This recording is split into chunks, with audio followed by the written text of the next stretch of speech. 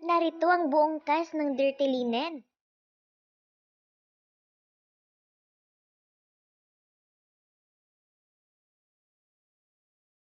Napakaganda at gwapo. Janine at Zanjo, Seth at Francine. Nariyan din si Miss Angel Aquino.